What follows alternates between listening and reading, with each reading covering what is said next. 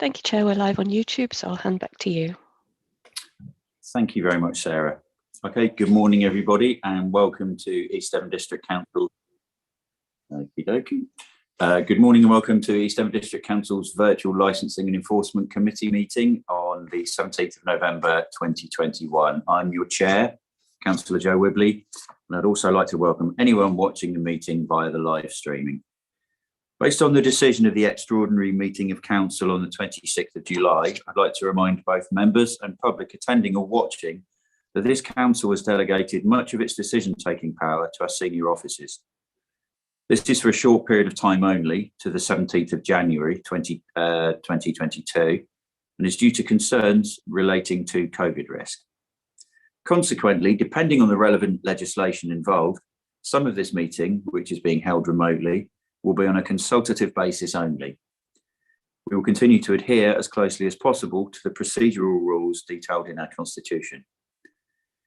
This meeting can be viewed live online and will be recorded, and please bear this in mind throughout the meeting.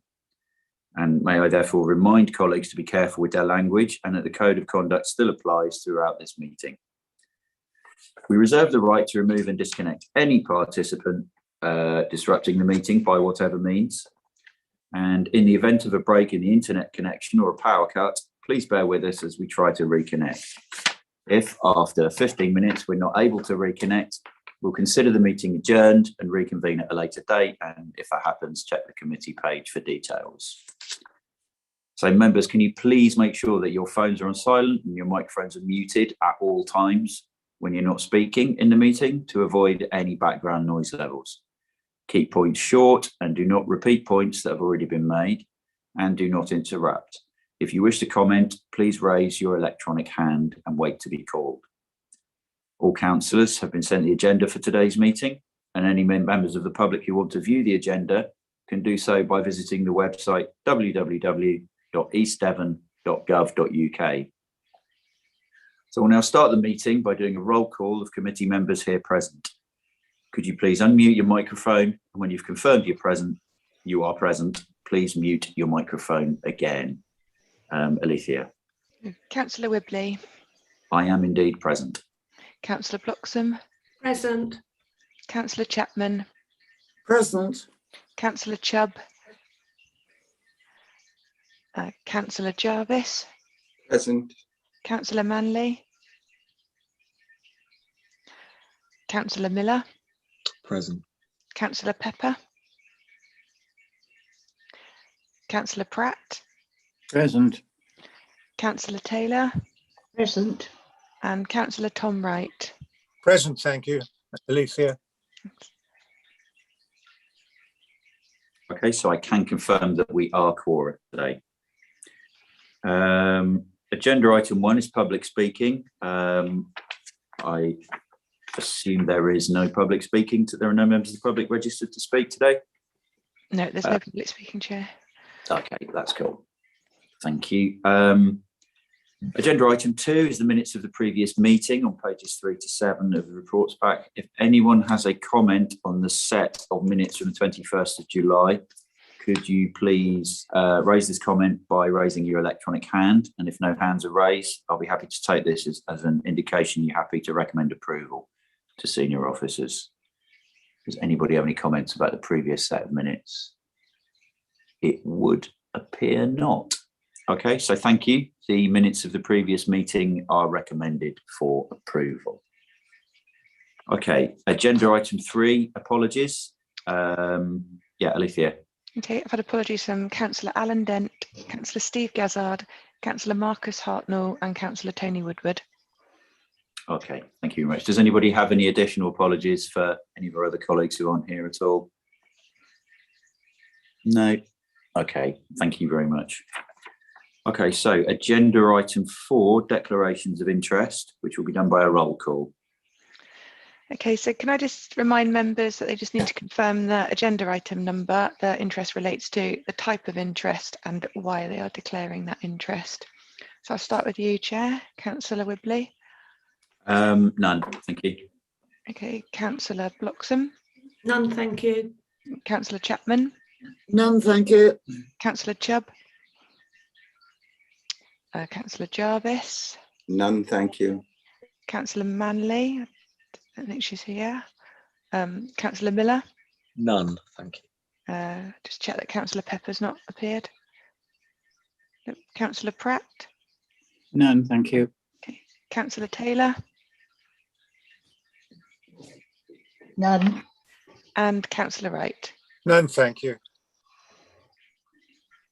Okay, thank you very much. So agenda item 5 is matters of urgency, and there are none. Agenda item 6, confidential and exempt items. And there is one item which officers recommend should be dealt with in this way, but we'll come to that at the end of the agenda. Agenda item 7, the quarterly update report from our licensing manager, Steve Saunders. Yes, good morning, Chair, and good morning all. Just briefly in relation to this, members have had the papers to consider the full contents. I'm sure there'll be some healthy and varied discussion and questions, which I'm more than happy to take and talk through. The points that I would like to raise from this paper that is solely for the committee to note are largely in relation to taxi related matters. So members will be aware over the previous couple of weeks there's been quite a lot of national media regarding the number of taxi drivers dropping across the country, and that's been confirmed as well as a result of a survey that all authorities have to sign up to by the Department of Transport. I've provided the latest figures in relation to our currently licensed drivers and vehicles and operators, and East Devon is one of the few that bucks that trend currently, although we're not sitting on our laurels and confident that that might change. We know nationally that the figures on the BBC and LGA have circulated is that it's been a huge challenge to the trade, and that thousands or tens of thousands of drivers have decided to hang up the keys and no longer be involved in this industry. We are able to sort of provide better details because we've just been through the October renewal period that colleagues Lucy Maxwell and Martha Loke have heavily steered and heavily been involved in. So our figures generally are clearer each November. Points that I'd also draw your attention to, there's been a number of recent webinars that officers and some members have been on. One of those under 3.4 very recently was the requirement of tax conditionality and checks for taxi and private hire drivers in the future. Just briefly, HMRC are setting a requirement from April next year that certain industries must provide a tax code as a result of signing up to HMRC websites that licensing authorities will then have to confirm when conducting renewals, which links into our growth and need for sufficient staff to manage this type of work. We do expect that there will be, I wouldn't say resistance, but there'll be questioning of it. And on the webinar that officers went on, there were national trade associations from the industry in relation to into the changes that are going to happen. Officers and members also recently logged on to a webinar about the national statutory standards under 3.5. It is work in progress. It was really helpful to have the latest update from the department a couple of weeks ago. As officers, we've introduced the 6-monthly requirement to check disclosure and barring updates for drivers, and the next course of action moving into the winter is taking forward the National Register of Revocation and going through our policy word by word, sentence by sentence to align it to the statutory standards. So work in progress there. Just the last couple of points, because I did say that I wouldn't hold the floor on this one. Member training, I've sent out dates for the 24th of November. There were some previous training dates over August that I understand were well received. I had one update from a member that was compromised by also having a work commitment. So I think there is a further date on the horizon in January. I think it's January the 26th for the virtual licensing committee training that I'll circulate. And very lastly, on this report, under 8, I just wanted to put on forward today just to provide my appreciation to the members today for their support over the last year. As a result of the support at the last meeting, we have been able to now take forward recruitment of a further full-time licensing officer post. That will be an officer, Philippa Lane, who will be joining us in December permanently, and Martha Loke, who's been doing some sterling work on a temporary basis, largely with a taxi role as well. So yes, thank you for your support, and we move forward to sort of have a proactive and busy 2022. Thank you, members. Thank you very much, Steve. Yeah, we really appreciate the difficulties you've been through in terms of workload, and I think I speak for the committee in saying that we're glad that we've been able to help, and B, that you've managed to recruit. So I'll first invite non-members to speak by raising their electronic hand, although I don't think we have any non-members in the meeting. So I think we will move straight to members of the committee. If you wish to speak, could you raise your electronic hand, please? Councillor Miller. Thanks. Sorry, I've got a cough. Thank you very much, Chair, and thank you very much to the licensing manager, Steve, for that report, which I read all of, and a few points I wanted to make. First of all, which was obviously, having joined the committee only fairly recently, I wasn't actually aware that there had been such a huge increase in license applications, 50% year on year, 80% compared to 2018-19, which is huge. So obviously, I think it's really welcome that Steve's been able to fill the new post, and I just hope that that's going to be enough to to handle workload. I mean, I'm just wondering whether there might be more resourcing needed, but one of my questions was going to be on to what extent did the shortage in our staff impact on what did it lead us not to be doing in that time, was one of my questions. My second question is probably a stupid question, so I apologise for that as I learn how to be on this committee. I see on when it comes to the gambling side of it, that 116 alcohol licensed premises gave notification of having gaming machines. I just wanted to ask whether the licensing team actually check that, actually go around and do a survey to see whether there are any more on that. When it comes to the taxi driver issue, I just wanted to extend thanks to Lucy Maxwell and the other officer I can't read my own handwriting, so I'm not using my iPad's being repaired, so I do apologise for not being able to accurately name the other officer who is in the report. But I just wanted to extend my thanks to them for us bucking the trend as a district in terms of ensuring that the taxi licenses are completed quickly. I mean, from my point of view, having supported one taxi driver who fell into poverty during the pandemic who lives in my ward, clearly taxi drivers were one of the few professions that central government didn't adequately support, and it's on them, in my view, that we have this issue with the drop in taxi drivers. They should have anticipated this. On street trading, I was looking at the street trading part of the report. There's a reference to a change in policy in 2018 that relaxed things, and you, Chair, and myself have been contacted recently by a local resident who's involved in an organisation, Exmouth in Bloom, very well respected organisation, who was told by Street Scene, she reports, to move her planters.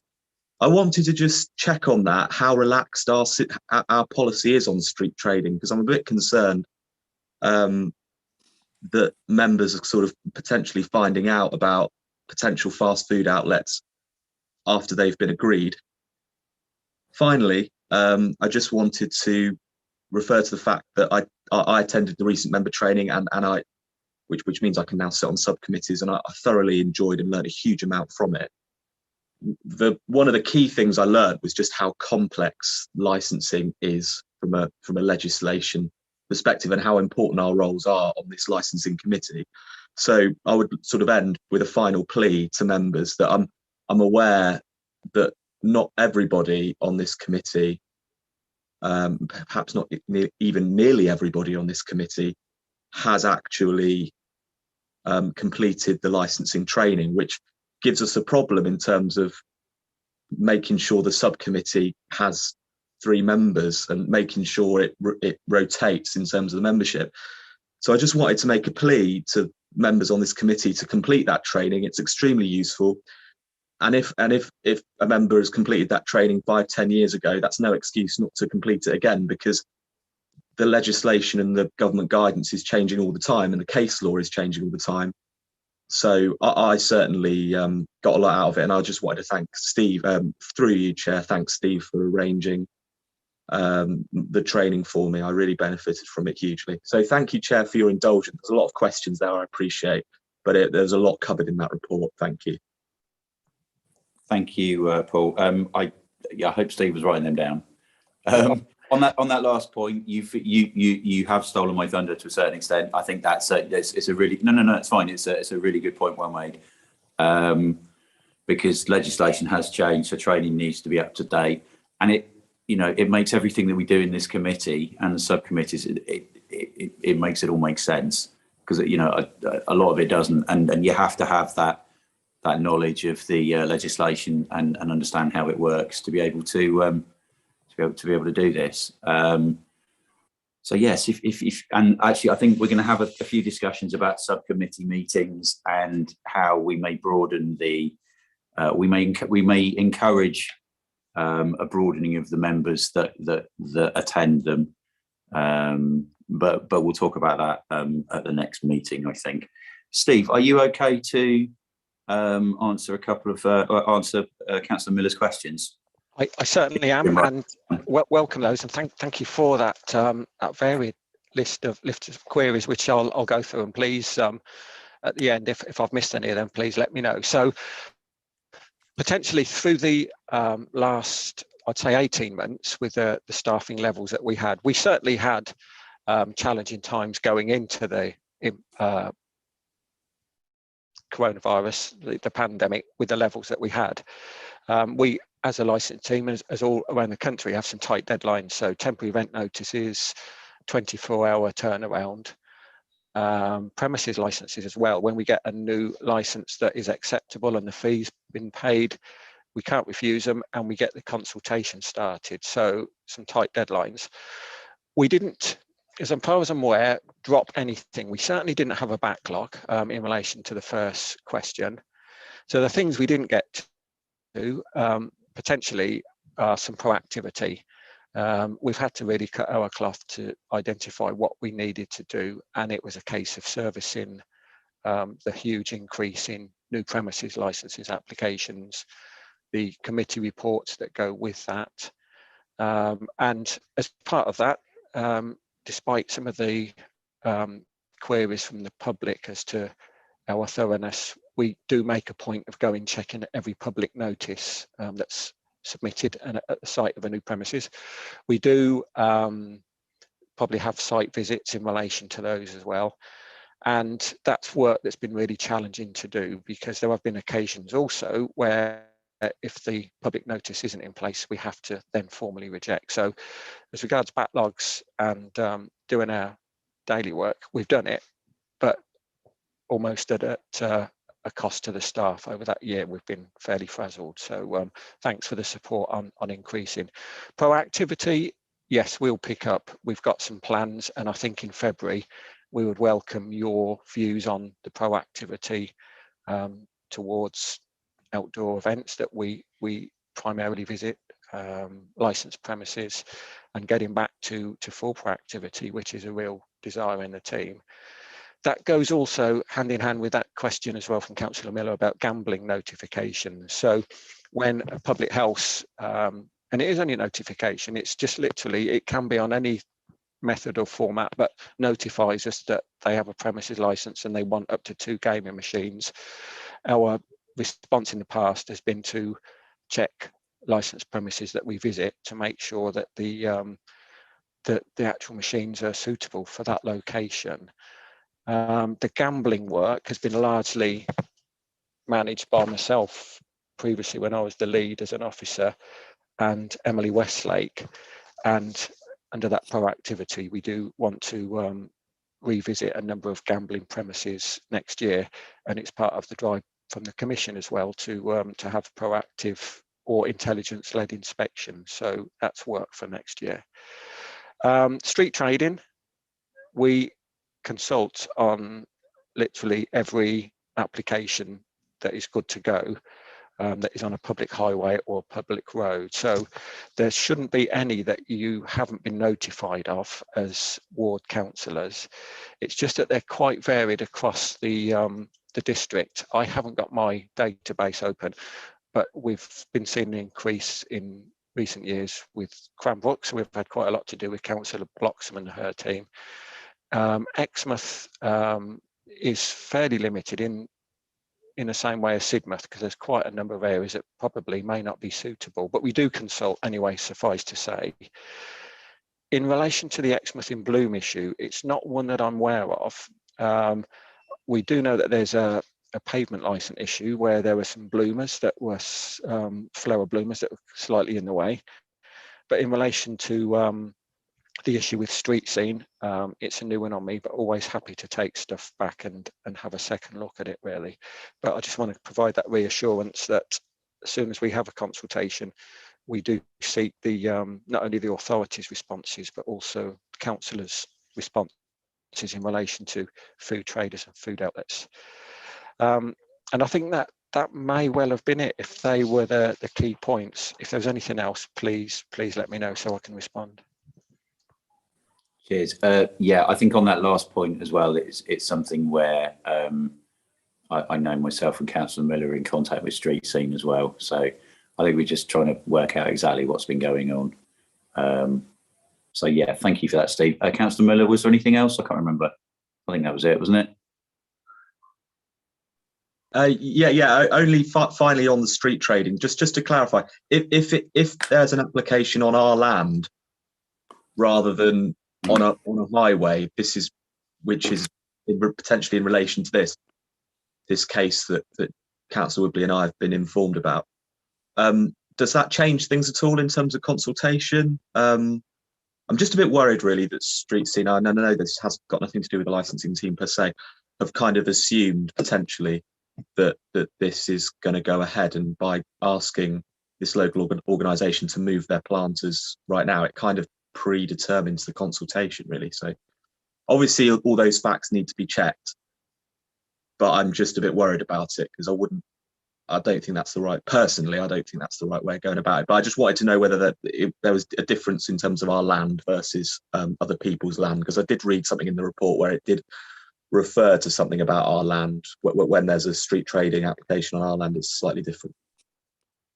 I think it's helpful to look at that aspect, because street scene do their own consultation, and I don't think I may have put in the report, I was privileged to sort of attend the Exmouth Planning Committee a couple of weeks ago for a closed discussion, and the issue about the detail of consultations that are sent out by colleagues in street scene was highlighted. I think it's a valid point, because as a licensing act or street trading consultation will explain what they're selling, where it is, and what hours are. And I think it's something that other members have stated, that the consultations from street scene may be less detailed, and if there's details about what's going to be happening and what hours, certainly the licensing officers would be eager to have those details as well, because we link in at a later stage. It's something sort of Councillor Mill, if you like, I'm happy to link in with as well, because it's an issue that we'd like to support. The other aspect is as well that I've briefly mentioned to the chair, is that the timing of COP26 prevented an entry on the report. There's been some updates recently of other councils going completely single single-use plastic free for events on their land. So I'm just about to take forward to John Golding and Andrew Hancock a drive to do that. I think if East Devon are letting out its land for use, we can't always restrict it as a licensing team. There's some issues that you'll be aware of that the Act prevents. But I think as a landowner, we can certainly get behind and specify what forms of plastic will or won't be on our land, if that helps. Councillor Miller, does that answer your questions? We'll assume it does. Yeah, thanks for that, Stephen. That's Thanks, Joe. It does, absolutely. Brilliant. Excellent, thank you. Yeah, thanks, Steve, as well for that last point. That's quite encouraging, and I think it's something I would certainly encourage. Councillor Maddie Chapman. Thank you, Chair. Could I just ask Steve, we have had an ongoing issue in Exmouth with Street Scene, because Street Scene now taking over issuing licenses for East Devon land. Steve is quite right. Their consultation is slightly different. And the public seem to think it's the licensing committee and not Street Scene. And I have to say, I have in the past found Street Scene to be very arrogant, should we say, and heavy-handed, in as much as our land will do what we like, which I find is not a very good attitude. But I'm hoping with the new change in management in Exmouth that Steve is finding it a lot better. Could he confirm this, please? Morning, Councillor Chapman. I can say from that aspect, I've had a very positive discussion meeting with Tom Wood, who's taken over in a relatively senior role now. We worked with Tom before as lead for some of our cemetery stuff that we do, but also other work. And I think we've got a lot of common ground, really. We've both got staff that engage in consultations for outdoor events. So yeah, certainly from that working, Tom and I have recently had some engagement. And I'll if you're happy, I'm happy to take that point back to him as well. I think the issue of consultation, probably the information that's being passed out, from what I'm hearing, could be more detailed by our colleagues in Street Scene. Yeah. Just to help inform, because if it's happening in Exmouth, it probably is happening in Sidmouth, Honiton, and the other towns. And I'm more than happy just to feed that back as a result of the discussion today. Oh, thank you, Steve. Glad to hear it. Thank you. Thank you, Chair. Thank you, Councillor Chapman. I think we need to we do need to be careful how we describe our colleagues in Street Scene, because we do have to work with them, and on and sort of in the future, I think hopefully it's a matter of communication, and we'll reach a point where we're able to do that, and everybody knows what everybody else is doing, and hopefully the tension that clearly exists, whilst I understand your frustrations, won't be an issue in the future. Councillor Wright. Thank you, Chair. I've got a slightly different view. I think one thing that can be confusing, there's a difference between a licensing activity, which comes under the remit of this council, and giving permission for people to carry on other activities on East Devon land, which are not always licensable. But my experience, certainly in Budley, where we've got the big public area, the green, and our big long seafront, whenever anybody has sought to enter into a franchise or any sort of trading or any activity on those areas, and I think Paul might support me, the consultation from Street Scene has always been first class. We've always been told, we've always been invited for our comments. So I find the Exmouth situation, I noticed Paul is nodding, and I find the Exmouth situation is different. But there is a big difference between licensing, which this committee is responsible for, and other activities which take place on our land which do not need any form of licensing. And I think perhaps sometimes the committee are a bit confused about those differences. Thank you. Thank you very much, Councillor Wright. It's a good point, well made. Do we have anybody else who wishes to comment? It would appear not. Okay, so the recommendation is that the report be noted. So Giles, could you just give us some advice on which legislation we're following at this point, please? Well, Chair, the report really relates to both aspects. In fact, three lots of legislation. First, of course, there's the issue of the gambling update. There's the licensing update, and there is the taxi update. Taxis and private hire vehicles relate to the Local Government Act 1972, and the alcohol licensing and the Gambling Act have their own bits of legislation. Actually, there are no recommendations here. You are just noting the information, the update of the activity of the licensing team over the past 3 months. So fundamentally, it is a minute note that this report was set out in front of the committee. So you can move on. Okay, that's brilliant. So we don't need to vote then? No, it's just, as I say, it is just to note the activity, as it were, the functioning part of the licensing team, what they've been up to. Okay. You can let you know they've been to work every day for the last 3 months. Excellent, well done. Councillor Wright, is that an old hand up or? No, it is a new hand. I just thought it would not be inappropriate for us to have formally recorded the comments were made that how well we consider our licensing team has performed during these very difficult and trying circumstances. I think note with our appreciation for their outstanding efforts. That's all I wanted to add. Thank you. I would second that, certainly. Do we need to vote on that, Giles? No, it can just be minuted. Brilliant. That's it will just form part of the minutes as a record of the meeting. Excellent. At your next, when you approve them at the next meeting in 3 months' time. Yeah, no, that's great. Okay, then. So we'll move on to agenda item 8, the gambling policy report. And again, star of the show, as usual, Steve Saunders. Yeah, thank you, Chair. And just revisiting, thank you, Councillor White, as well for your previous comment. So the gambling policy, this is the triennial review of our own council policy that supports how we adopt and deal with legislation, new applications.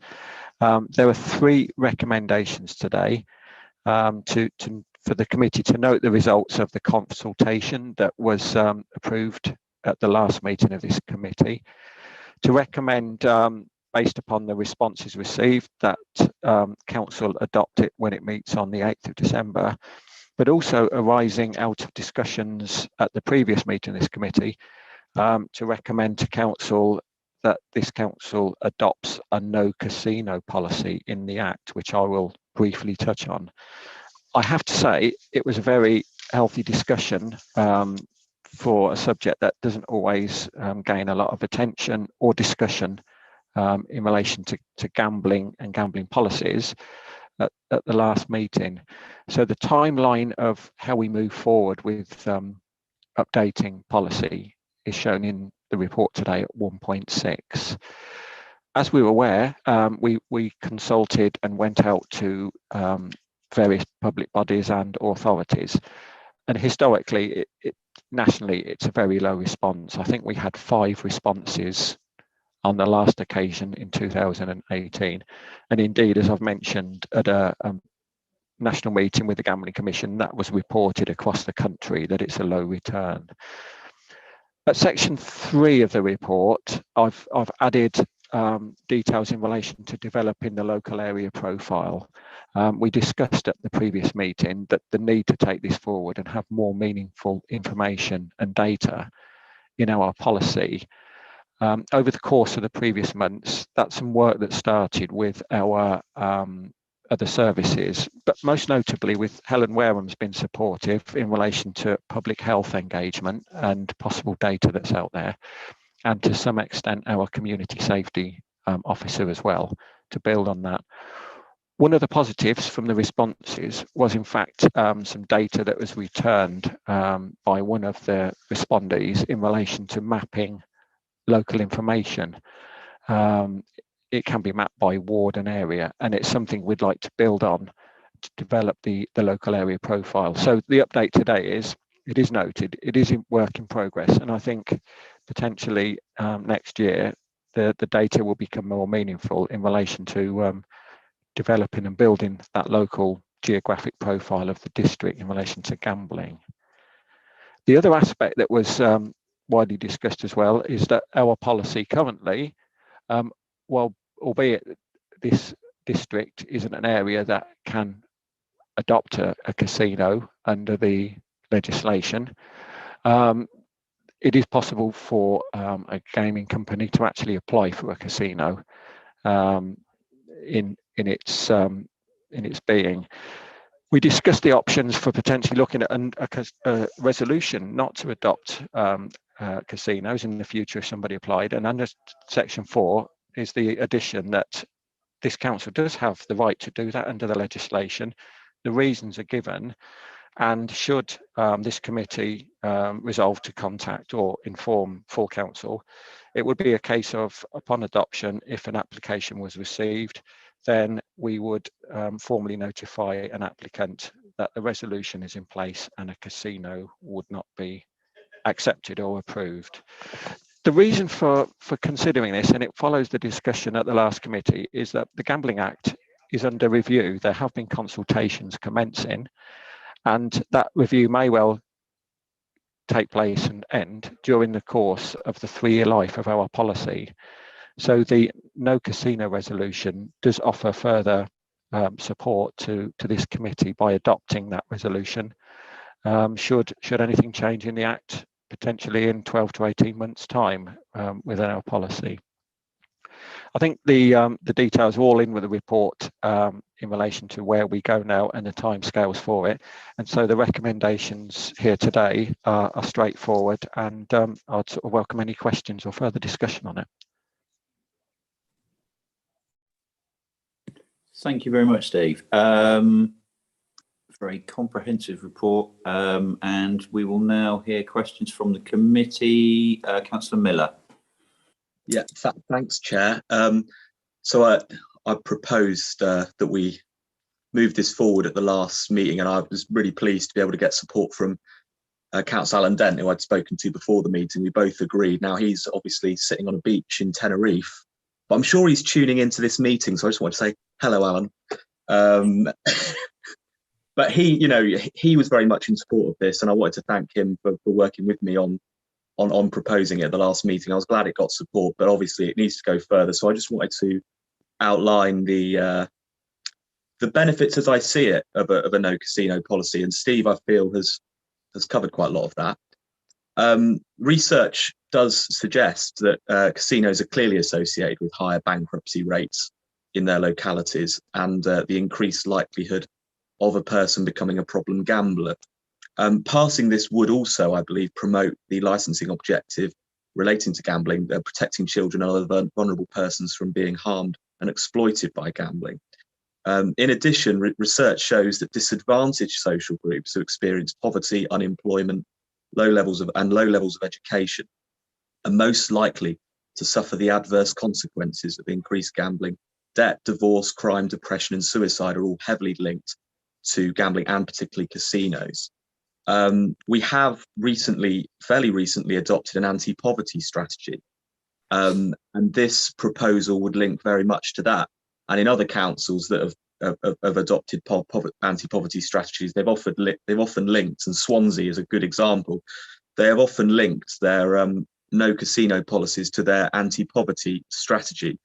As Steve says, we review the policy every 3 years. And I think it's fair to say, from my point of view, that if casinos were better regulated to prevent serious harm, I may take a different view, because I'm not, and I'm sure others aren't, anti-gambling per se.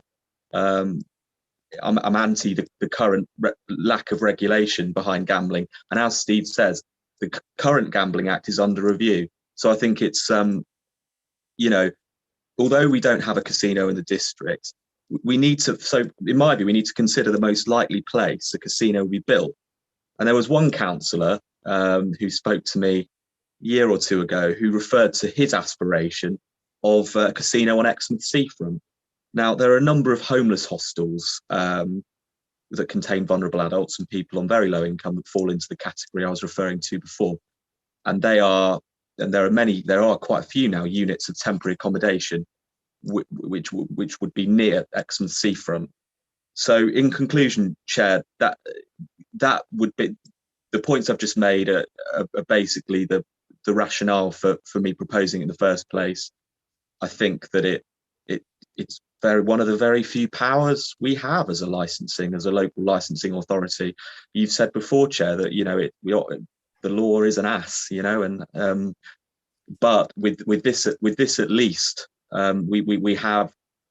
we have the ability to rule out any casino applications for the next 3 years, as particularly with the review of the Gambling Act coming forward. So I'd like to propose acceptance of all the recommendations, including the third one, and I hope to get a seconder. Thanks. With Alan away, of course. Okay, thank you, Councillor Miller. I'd like not to be quoted on the quote attributed to me then. Do we, before we hear from other councillors, do we have a seconder for that? Yeah, I'll be happy to second that, Chair, and make a further comment. Okay, brilliant. Thank you, Councillor Wright then.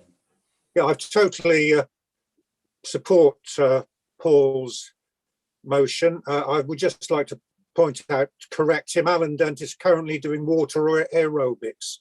He's not on the beach. He's not one to lie on the beach and not exercise. Anyway, what I would like to comment on is that during my police career, I did actually have cause to see at first hand the very damaging effects casinos have, not on just the wealthy punters who go and use them and can probably afford to lose all the money they lose, but on the periphery and the other people who get attracted to them. So I totally support Councillor Miller's proposition for a whole range of reasons.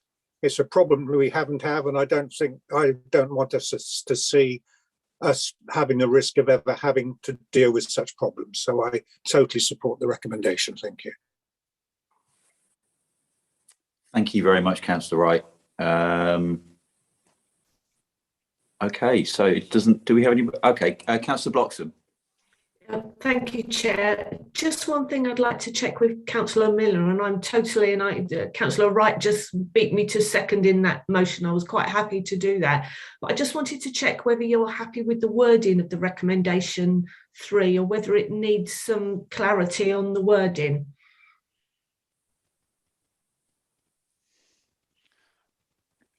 Chair, perhaps I can jump in there. Yeah, sorry, would it not make sense just to say that it recommends to council that it adopts a no casino policy as part of its Gambling Act 2005 statutory policy? Yeah, I think, Chair, that makes, just having read the third against what Giles has suggested, that does make it, I believe, a lot clearer when it gets to council exactly what we're proposing. I just wanted to thank Kim, through you, Chair, for spotting the fact that actually the recommendation could be a bit clearer. Yeah, no, I think that it doesn't leave any. There's almost a double negative here, isn't there? At the minute, it just leaves it less ambiguous. That's fine. That's so you're happy to rewrite that, Giles, and when we vote, that's what we'll be voting on. Yeah. Okie dokie. So do we have anybody else who wishes to speak on that? It appears not. So shall we move to you, Giles, for the recommendations? You can just so this is the under the Gambling Act 2005. Normally you can make your own decisions under the Gambling Act, but because of course this is relating to policy, then the legislation says that the policy has to be resolved by council. So the first recommendation really is just to note the results of the public consultation undertaken on the council's draft policy relating to the Gambling Act 2005. Then the second recommendation to the council at its meeting on the 8th of December 2021 is to adopt for the period of 31st of January 2022 to the 31st of January 2025 the East Devon Gambling Act licensing policy as attached at Appendix B of the papers. And the third one will now read, and to recommend to council that it adopts a no casino policy as part of its Gambling Act 2005 statutory policy. I think, Chair, you could probably take 2 and 3 together. The first one is just to note anyway, so that will just be a minute. Okay, that's fine. So, Alicia, are you gonna? Okay, so actually voting will be done by using the green ticks, red crosses and electronic hands. Yes, please, yeah. So if you could vote on that now, that would be marvellous. Okay, so I have got 7 green ticks, 8, no abstentions, none against, so that's the recommendations carried. That's brilliant. Thank you very much. And personally, I would like to congratulate the committee for coming up with a very sensible decision, I think. Agenda item 9 then, the taxi fare tariff report, which is pages 74 to 81 in your report. And guess who? We will now receive a report from the licensing manager. Thank you, Chair. I'm back. I appreciate it. Surprise, isn't it? I wasn't expecting that. I think my colleague Lucy Maxwell can have a talking part on the next one. I shall be discussing with it afterwards. But yeah, thank you, Chair. This is a fairly recent request that has just surfaced in the last month from the taxi trade, largely in Exmouth to begin with. And as you'll see from the report, on 10th of October, the chair of Exmouth Taxi Association asked for a meeting just to discuss options going forward for increasing the taxi fare tariff. Now, this is the fares that taxis charge of the public, rather than the fees that the council charges taxi drivers. As you'll be aware, and some of the additional information I've added is we're all aware that fuel has increased quite considerably over the course of this year, and following a very challenging 12 to 18 months, the taxi trade is further feeling that as a result of that increase in fuel. I bring it forward because this committee only recently amended the tariff to include an increase on the first half a mile only just over a year ago. And we have the facility to have an annual review as to whether the current fare tariff is adequate and suitable.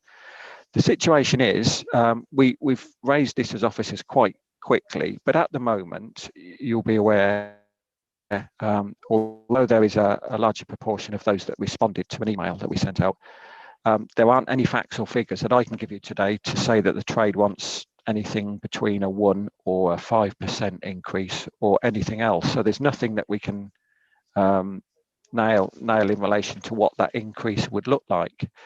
The reason we've brought it forward also is that the policy requires that if a review is declined, the trade wouldn't be able to come back to us until the end of next year. So the recommendation today is pretty much to note the fact that the taxi trade has raised this relatively recently, and the officers will go back and seek more meaningful data as to those that require it, as to what they feel would be a suitable increase to the fares. I'll just point out as well that at 2.5 of the report, there were two responses from people who didn't feel was appropriate. And should we go down the route from February of failing to go forward under the statutory measures necessary, anybody who still feels it's not appropriate, or the public as well, can have a response to public notices that we have to draft. So it's an early update. It's work in progress, and it's for members to consider whether there's some merit in officers taking this forward and seeking and providing more information when we meet in February. Thank you. Okay, thank you very much for that. Councillor Wright. Thank you, Chair. I'm rather hogging it. That's okay. I totally agree that there should be a review in plight of, or in respect of the abnormally large fuel increase. The only thing I wonder if that review, because looking at the papers on the charges. Is this subsequent 251.43 yards, is that linked because that is the way that the taxi meters is calibrated? It does seem ridiculous in this day and age to be dealing with sevenths of a mile, a quarter of a mile, a furlong is a distance we can all understand, or is there some reason why that figure can't be made a bit more understandable? That's over to you, Steve.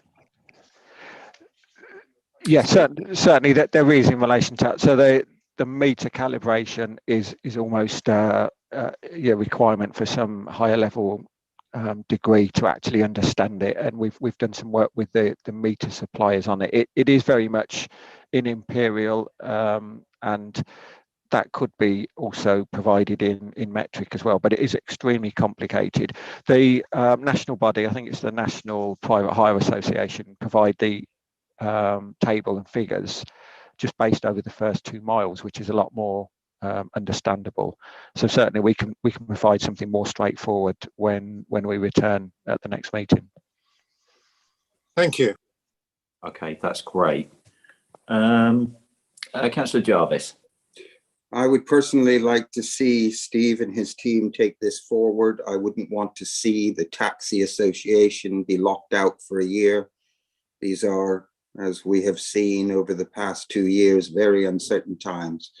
I think it would be beneficial for all of us to get as much information as we possibly can, public consultation, etc., if necessary, so we can work with the taxi industry the way we need to. We've just heard from Steve in his initial report that taxi drivers are leaving. We've always had an issue with aging taxi drivers, but to keep taxi drivers in our rural communities are very important. And I wouldn't want to see them face hardship because we've decided not to take this forward just to gather more information. Cheers. Thank you very much, Councillor Jarvis. Apparently, I just raised my thumb. Does that raise your thumb now if you do that? I don't disagree with what you said, but I didn't. Councillor Miller. Yeah, thanks, Chair.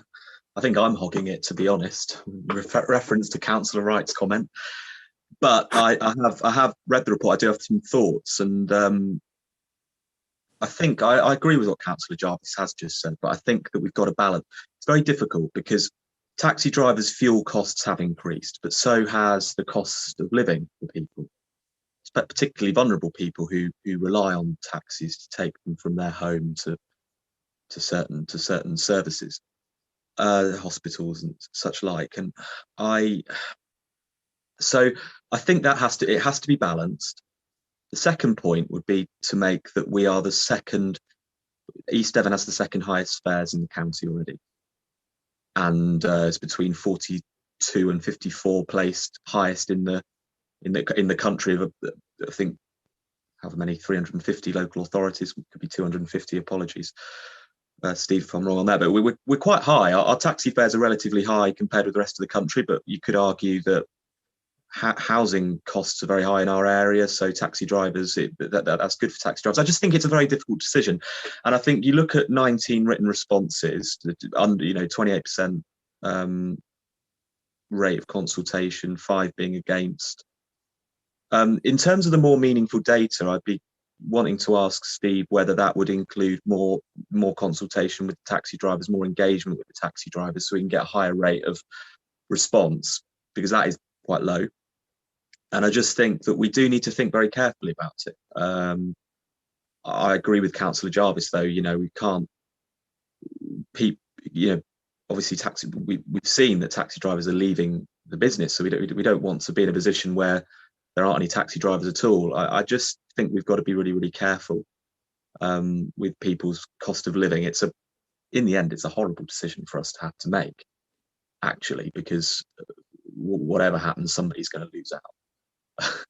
Either the taxi drivers or the customers, particularly potentially vulnerable customers. So it's a depressing decision, in my view, in some ways, to have to make, given the times we're currently living in. And again, I have to say, it's just disappointing that the government have not supported taxi drivers during the pandemic. But thanks for letting me speak, Chair. Thank you, Councillor Miller. I think this committee, it did right to the appropriate minister to, ask for some support. And unfortunately, that support was, well, the response didn't really help. It's fair to say.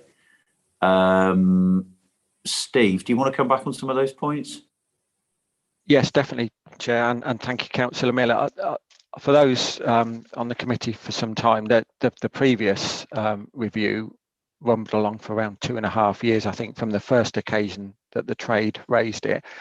And although times are very different pre-pandemic, they just couldn't reach an agreement until the Exmouth Association came up with a sensible solution of that 50 pence rise. What we would be looking to do is a more formalised consultation with all vehicle licensees to build upon the first email that went out, and just really express that, if they have a yes, no, for, against opinion, to please express it. I think there's certainly sufficient time to do that if members are minded to take this forward over the winter. But we're also quite fortunate because of the working relationship between officers and members with key members from the taxi trade. We've got that understanding with them and communication. So there's an individual from Sidmouth who is offered to assist with views and putting ideas forward. We've got the Exmouth Association, that All Know Not meeting is still very active, and we've now got members of the trade from over in Honiton and other areas. So certainly the fact finding and seeking more data is something that we would be looking to build upon now, and I think that gives us a clearer picture in 3 to 4 months' time if members are satisfied with that. Okay, thanks for that, Steve. Councillor Miller, is that an old hand or? It's a new one in respect of, thanks for the questions. And on that basis, I would like to propose that we go with the recommendation Steve's suggested. It wouldn't be good to reject it for the reasons Steve has stated on that it would have to wait another year. We clearly need more data. I don't think we're in a position to agree it now. So I think the recommendation to get more data and consultation, public consultation, is the right way forward. And 3 to 4 months, I think, is a reasonable timescale for that. So that would be my proposal. Thank you, Councillor Miller. So yeah, just to be clear, we're not voting on whether or not we are going to look into revising prices, just as to whether or not, just a resolution to gather more data so that we can make a more informed decision at a later date. Would anybody like to second that at all? I'm happy to second that. Thank you very much, Councillor Bloxham. So shall we go to Giles now? Who can just go through the recommendations? Chair, obviously we're trying to evolve resolutions going up to council here, and this is fundamentally this is just basically to bring to the committee's attention that some work will be done over the next 3 to 4 months to actually scope this work and to come up with obviously facts and figures for you to consider, to then obviously if you're happy with those facts and figures and the information provided by officers, then you will make your resolution to council to adopt the new fare prices under the so really this is just is in a sense it's not a recommendation, it's to note that the officer has put this report in front of you, and that you agree that the licensing team should consider the taxi fare increase going forward and to scope that work. So it's to note it in the minutes, yeah, and that work will be undertaken over the next 3 to 4 months.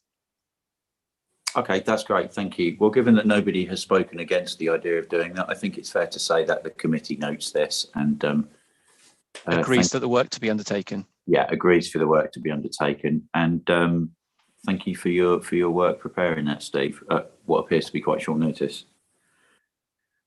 Okay, so that brings the public part of our meeting to an end, and I'd like to thank members of the public for their attendance. There will now be a short pause to allow the Democratic Services officers to stop the live stream. So members, can I remind you that until the live streaming is stopped, you can still be seen and heard, and any comments made may be